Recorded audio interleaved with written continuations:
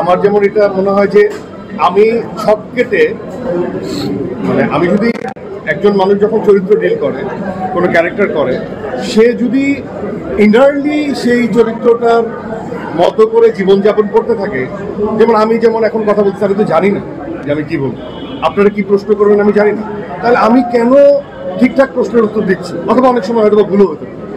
তাহলে এই যে ফস, এই যে ভুলটা করলাম, এটা তো একটা চরিত্র।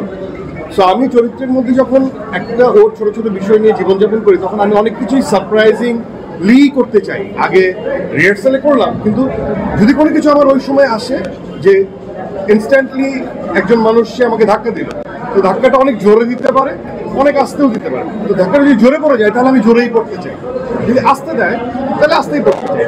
সো এরকম অনেক কিছু থাকে সারপ্রাইজিংলি ওই সময় ইনস্ট্যান্ট আসে। তো আমি চাই হচ্ছে আমার কো আর্টিস্টকে সেভাবে সবসময় আলোচনার সাপেক্ষে সেটা রেডি রাখতে, যে এখানে যদি কোনো কারণে মশা পড়ে তাহলে জানি তুমি মশাটা মারো, মানে ভাইয়া মশা পড়ছে এই বলে অ্যাক্টিং ছেড়ে দেওয়ার কিছু নাই, কারণ মশাটা ওই সময় পড়ছে, ওইটাকেও কাজে লাগানো যায় কিনা। তো আমি বলে দিতে পারি যে আমার দাগির একটা শটে একদম শেষ মুহূর্তে যখন নিশানকে ভ্যানে তোলা হয়, তখন যখন মিঠু আপাকে সে বিদায় জানায় তখন একটা মাছি এসে আমার গালে পড়ে এবং সেই মাছিটা উড়ে যায়। মাছি কিন্তু মাছির পারপাস, মাছি কি দেখলে আসে আপনারা জানেন, মাছির পারপাস ডান করে গেছে, কিন্তু আমরা কিন্তু কেউ অ্যাকশন ছাড়ি নাই। তো ওইখানে যদি আমি বলতাম যে ভাইয়া মাছি, তাহলেই ওই সিকোয়েন্সের ওই ইনভলভমেন্টটা ওই জায়গায় তৈরি হতো।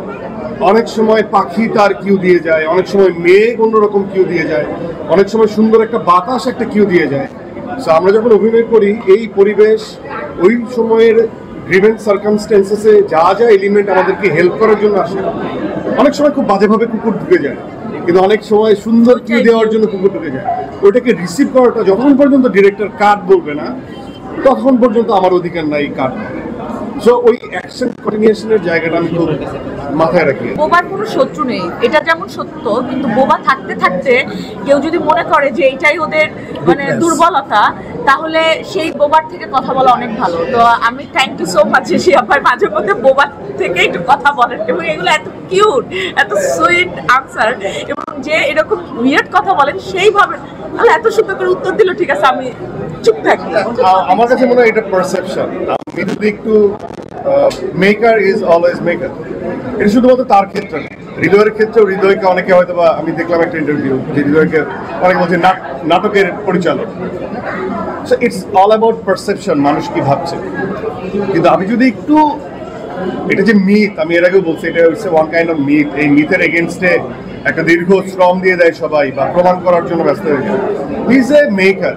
সে এখন বাজেট ওয়াইজ তাকে যদি নাটক করতে বলা হয় সে নাটক বানিয়ে দিবে, তাকে যদি ওটিটি করতে বলা হয় সেই বাজেট অনুযায়ী গল্পের অত বিগ ক্যানভাসে হবে না, একটু টাইট করে সে ওটিটি বানিয়ে দিবে। তাকে যদি প্রপার বাজেট দেওয়া হয় সিনেমার জন্য, এবং সে তো শুধু একলা তার গল্প নিয়ে কাজ করে না, প্রতিটা নাটকের গল্পই এক একটা ফিল্মের গল্প, প্রত্যেকটা ফিল্মের গল্প এক একটা নাটকের গল্প।